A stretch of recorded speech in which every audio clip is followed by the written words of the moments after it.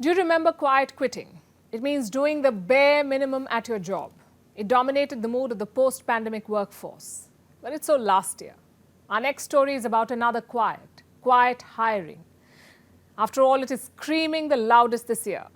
But what does it mean?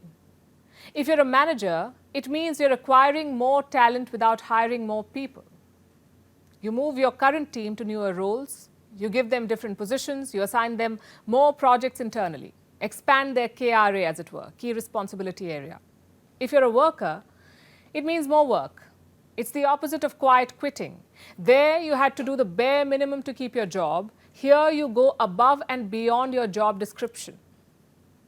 Like it or not, this is the new workplace trend. And while most people are already complaining, quiet hiring has some benefits too. Employers definitely love the idea. It saves the company time, money, and resources. It also increases flexibility because resources are deployed quickly.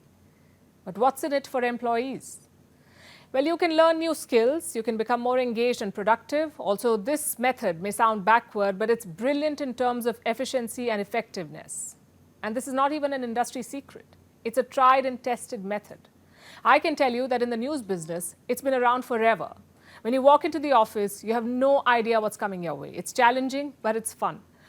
Now it seems to be spreading across the board. The question is, why now?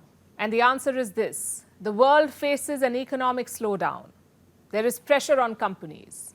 They must keep their costs down, and one of the big costs is the talent bill. Companies are cutting it. Just look at the mass layoffs.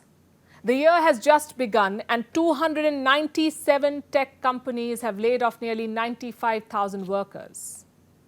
At this rate, there could be more than 900,000 job cuts this year. That's nearly 6 times the total for the industry in 2022. And the hiring landscape is even more competitive, especially after the great resignation of the pandemic. That's when about 48 million people quit. They quit their jobs in 2021. So organizations had to become more creative. They had to use the remaining staff to do all the work. Well, that's quiet hiring for you. It may be working for the bosses, but it's frustrating a lot of workers. Many don't want to transition into roles they aren't interested in.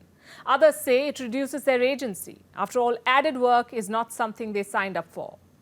Many end up getting burnt out. Workers are often expected to go beyond their job without the perks. No increased pay, no bonus. And where does this leave the quiet quitters? Well, in a spot, because now you're expected to work in overdrive, not in cruise control. Now to the obvious question: will doing your own work well invite more work? Is this the punishment for being a talented hard worker? Well, experts say not necessarily. It can be a win-win situation, depends how you look at it. Tackling new assignments can expand your skill set. It can make you a more well-rounded employee. And since the brightest minds are chosen to do more, it can also boost your morale. It can help workers network with colleagues from other business areas. And who knows, maybe you'll find new areas of interest. Maybe you'll discover potential you did not know that you had. But what about the money? It's only fair to expect a pay raise. But given the environment, it may not always happen. So ask for other benefits like a bonus or flexible hours or additional time off. You see, the workplace is changing. The way we work is changing. Mass layoffs are a daily story. The economy is under pressure. Work from home is ending. It's all a glorious flux. So prepare yourself for change. Arm yourself with the right tools and be tough mentally. Staying the course may be the key to success this year. Imagine being alone in an art gallery. You're surrounded by the quiet, but colors of impressively crafted sculptures are screaming. A particular piece draws you in. The guard is nowhere to be seen. All you want to do is touch that artwork, get a deeper sense of the colors and textures. How much attention are you paying to the sign? You know, the sign which says, "Please do not touch the artwork." More often than not, it's ignored, and this is what happens. A small sculpture valued at a whopping $42,000 has been broken. This blue sculpture, it belongs to the renowned artist Jeff Koons. It was part of his iconic Dog Balloon series. It was displayed at a VIP-only opening at a Miami art gallery. A woman, an art collector, gave it a little tap. The artwork fell and shattered to smithereens. They say every dog has its day. Maybe that's all that this dog had. You know how a car crash on a highway draws a huge crowd? The aftermath of the sculpture crash resembled that. Bemused guests gathered around the shards. Some filmed the scene on their phones. And the culprit? Well, she said she wanted to disappear. Who wouldn't? But this is not the first time art has been damaged, and it probably isn't the last. An American tourist smashed two priceless sculptures in the Vatican last year, one in anger, the other accidentally. In 2020, a man sat on a historic sculpture and broke off its delicate toes, accidentally. For the art elite, touching displayed art is horrifyingly wrong. But in reality, we touch art all the time. Just look at the art pieces to see the damage, scratches, scuffs, drawings, and even gum and trash deposited in crevices. Spectacular attacks of damage are rare, but smaller acts of damage are routine. In fact, a security guard at the British Museum once said, for every 100 people he stops from touching the art, there are 200 more that he cannot catch. He called it trying to turn back the sea. But why do people do it? Well, some do it to express appreciation. Touching art heightens that experience. Others are simply expressing distaste. How do the museums see this? They call these acts mistakes. But what would they call this? Protesters defiling art. In the last few months, we've seen this across the world. They throw soup at paintings. They touch art aggressively. They topple statues honoring enslavers. And that's not all. Art has suffered vandalism. Da Vinci's Mona Lisa was attacked by acid and rocks. An Ilya Repin painting was slashed with a metal pole. Examples seem endless. Artwork has been punched, stabbed, slashed with a meat cleaver and lit on fire. These are, of course, aggressive examples of connecting with art. The thing is, art demands reaction. It provokes it. And it all starts with a simple tap on the sculpture. Experts have spent years investigating this. What motivates visitors to touch exhibits without permission? What do they choose to touch? How does this unauthorized act make them feel? Sometimes it's our inherent desire to learn more, our curiosity. Sometimes it's a sense of power. Look at the Renaissance paintings. They show gods and mortals. It looks like the painting must be revered. It keeps us at a distance. So we must get closer. Other times, art feels so out of the world. You must touch it to make sure it's real. But all in all, humans seek an emotional connection with art. Touching it is a simple way to achieve that. But our need to inspire connection can often cause harm. It sounds like an unhealthy relationship with art, doesn't it? Perhaps the best way to stay in touch with art is to stay out of touch with the artwork itself. And paying the bill may be the key to accessing social media this year. First Twitter, now Facebook and Instagram. They want you to pay. What for?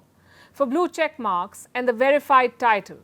Does this mean you lose your account if you don't pay? How much money are they asking for? And why are they asking for money after promising to keep the platform free? Our next report answers all these questions and more. Social media was once called the great enabler, a free space that enables all. It wasn't ever free though. It cost you time, your data, and your peace of mind, among other things. Well, now it will also cost you money. Meta wants you to pay. Meta is the company that controls Facebook, WhatsApp, and Instagram. It wants money from users. And what is it offering in return? A blue check mark, the one that tells the world you've got a verified account. There's also a promise of higher reach. Your posts will be seen by more people. What will this cost you? $12 to $15 a month. The announcement came on Sunday. Mark Zuckerberg, the CEO of Meta, said, and I quote, "This new feature is about increasing authenticity and security across our services." Not sure about that, but Zuckerberg has definitely increased the burden on users. Meta Verified will be rolled out in Australia and New Zealand this week. Then it will gradually be launched around the world. Anybody can now get verified. All they need to do is provide a government ID.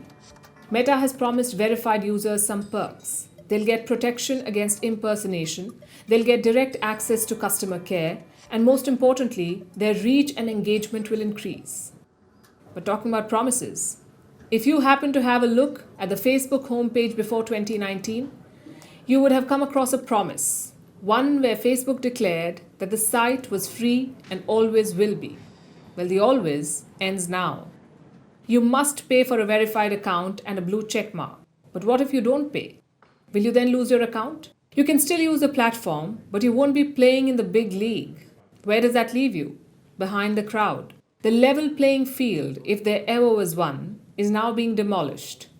On a platform like Instagram, where individual content creation has taken off in a big way, this could impact the reach of many influencers, especially those influencers who don't have the capacity to give $15 every month. It's pretty simple now. If you want better reach, if you want more people to view your content, and if you want higher engagement, you have to pay. If you don't, you'll be at a natural disadvantage. But why has Meta walked back on its promise to always stay free? The answer is a year, 2022. It was a particularly harsh year for the tech industry. Big tech was no exception. Late last year, Meta let go of 13% of its workforce. 11,000 employees were laid off, and it plans to lay off more. Meta has reportedly ranked 7,000 existing employees as subpar. They could end up losing their jobs. 2022 was also a year of realization for social media companies. They realized that they could not depend entirely on ad revenues to keep their ship afloat. Meta's ad revenues declined for the first time last year. Advertising revenue made up 98% of their total earnings last year. So its scheme of charging users for verification is in fact aimed at shoring up non-ad revenues. The same story at Twitter. The company's ad revenues fell by 71% in December last year. Right after Elon Musk's takeover, Twitter's ad revenues fell by 55%. And this is a company that depends on ad sales for 90% of its revenue. Elon Musk was quick to respond. He repackaged Twitter Blue and made it available to anyone who was willing to pay $8 every month. The idea is to cut dependence on advertisers. Now, there might be another reason why Meta wants to diversify its revenue portfolio. After all, advertisers will not like a large chunk of their money to be spent on one man alone. Here's what happened. Meta has said it is increasing its spending on Mark Zuckerberg. Why? To make sure he's safe. So far, Meta was spending $10 million on Zuckerberg's personal safety. Now that amount has been increased to $14 million. It's a hike of 40%. Zuckerberg can use the money for additional personal, equipment, services, and residential improvement. The blue check mark is not what it used to be. It was once a status symbol. Back in the day, you earned it. Now, all you have to do is pay for it. And now it's time for Vantage Shots, images that tell the story. We start with Turkey, still picking up the pieces. The rescue effort has ended in all but 2 places. Amid the devastation, some birthday cheer for a 5-year-old girl.